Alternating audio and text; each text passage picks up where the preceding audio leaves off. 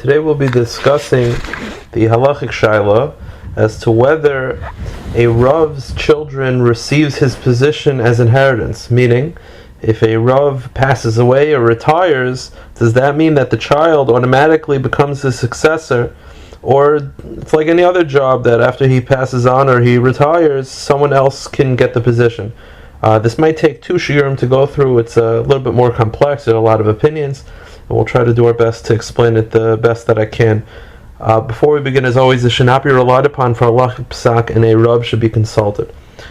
So, the Yalkut Shmaini in Bamidbar, Perek Chav Zayin, Remez Tavshin Ayin Vav, writes the following: Lefisha Yamoshe Savra Shebanav Yarshin Mekayma V'Naitlin Sharusai.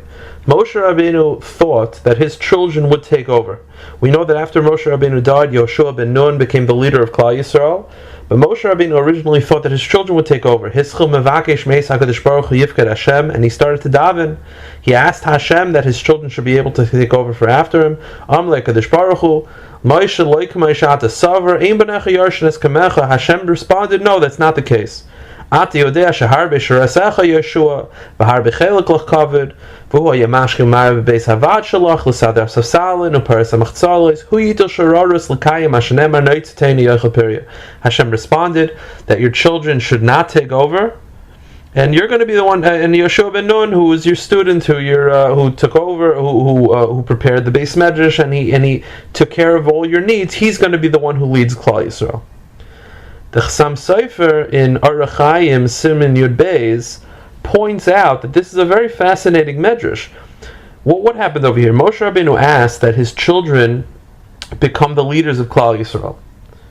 Now, if Moshe Rabbeinu is asking, clearly his children were capable. They were clearly capable people. If they weren't capable, he wouldn't be asking. Clearly they were capable, says the Chassam Sofer. And if they're capable, why... Taka, at the end of the day, why didn't they take over? So says the Chassam Sofer, we see from here that the leadership roles of Klal Yisrael do not pass through inheritance. Meaning, just because, when a king dies, his children take over, that does not apply to a Rav. Rabbanim are different, leaders of Klal Yisrael are different, leadership does not go through inheritance. That's what he says. And that's why Moshe Rabbeinu's children didn't take over. So that's just a slight introduction to the concept, but let's go back. Let's really analyze the shaila from every angle. The question that we're really dealing with today is, if a Rav passes on or retires, does his children take over?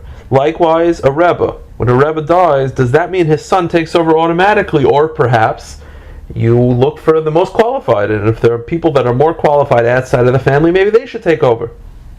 So, let's look at the sources for everything. The Rambam in Perek Aleph, Hilchos Malachim, Halacha Zayin, he writes the following. He says that when a Melech dies, his children take over. Shamalchus Yerusha. There's the kingship goes through inheritance. Shenemar laman yarich yamim amalachtai hu ubanav b'kerva aretz. That when a king dies, he takes over. That happened after David HaMelech.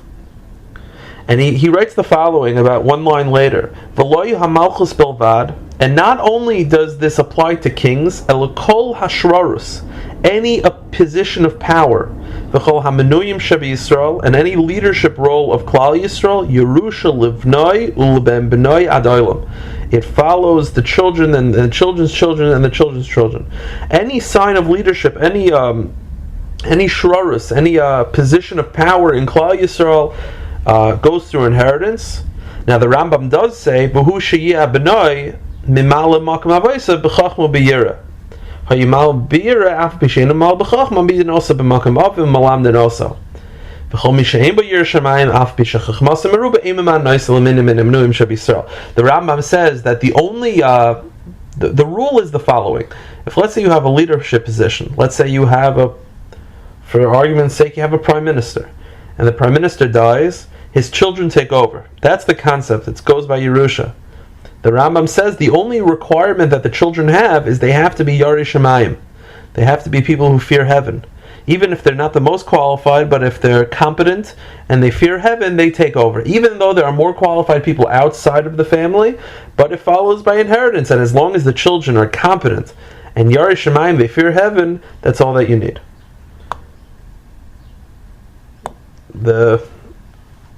And the source for this is a Sifri, as the Kesef Mishnah writes. Now, let's analyze now, how does this apply to Rabbanim? Let's assume that this applies to any leadership role. So again, you're the comptroller. Any leadership role in Klal Yisrael, it goes through inheritance. The question is that how does this apply to Rabbanus? So look what the Ramah writes in Yeridei Siman Reish Mem Hey Sif Chaf Beis. Mi shehochzik l'Rav Be'ir. If someone is understood that he's the Rav of the city, afil hichzik ba'atzmei be'ezah shrara ein lo heridim migdulasai. A Rav cannot be ousted from his position just because a more qualified person comes into his city. Again, there are rules for that. I'm not going to get involved right now. And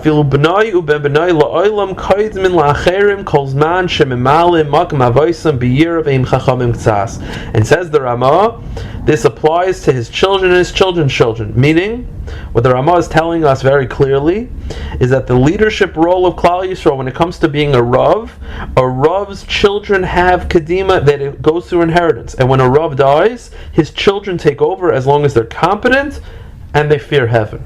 So the opinion of the Ramah is clear, that the Ramah feels that Yerusha, that Rabbanus, being a Rav, there is Yerusha by Rabbanus. It goes through inheritance. And therefore, when a father dies or a father retires, the children take over for the father.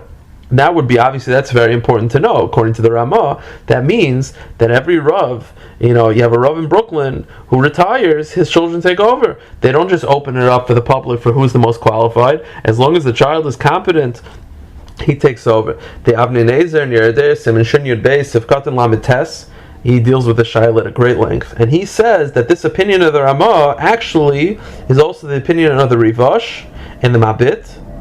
And the Rivash, in the Mabit in Siman Reish Ayin Aleph, and the Mabit in Chelik Gimel Siman Reish. And he says that there were famous stories of Rav Shlomo Alkabetz, who was 60 years old, and a Rav position opened up, and he was 60, and he was a big Talmid Chacham, and he didn't want to take it. He said that the Rav who just passed away has a young son who's 13 years old, let him take over. Because it applies to Rabbanus, even though Rav Shlomo Alkabetz was obviously more qualified than this 13-year-old person, but he said that it goes through Rabbanus, it goes through Yerusha, and that's the opinion of many, many Paiskim. However, look at the Magen Avram in Seif Siman Nun Gimel of Orach Chaim. The Magen Avram, that's where the Ramah wrote that in another position that follows through inheritance is being a chazan.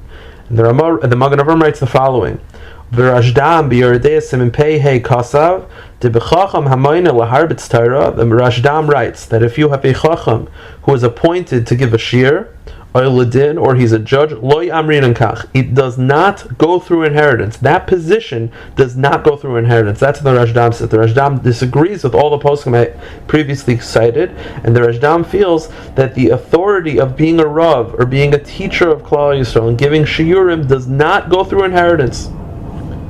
He says, the Cholamanuyim Shem Kasav Torah Ein B'neim Kaidmin Rak Mihil Anasi Ve'el Nogu Shebeneim Kaidmin Al Pi Yugimel D'Ksubis. Says the Magen quotes another posuk who says that there is no inheritance, but obviously many have the custom of giving it to the child if the child is competent. But the point is, he disagrees with what we said before, that it does not follow through inheritance. The Shulchan Aruch Harav in Siman Gimel Sif Lamed Gimel writes a similar thing, and he says, he's describing a chazan, that after the chazan dies, that the child takes over, because being a chazan is a position like any other leadership role, and it goes through inheritance like a king. Except there's one exception to the leadership rule, and that is keser Torah. Chacham Hamuna Laharbitz Torah.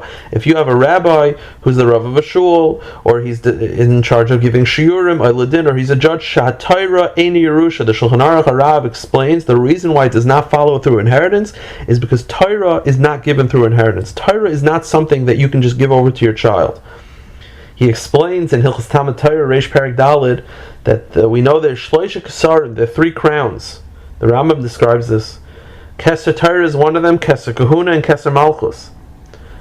Keser Kahuna, the crown of priesthood zacha by Aaron is Aaron's. Keser Malchus, the crown of kingship, zacha by David, that belongs to David HaMelech.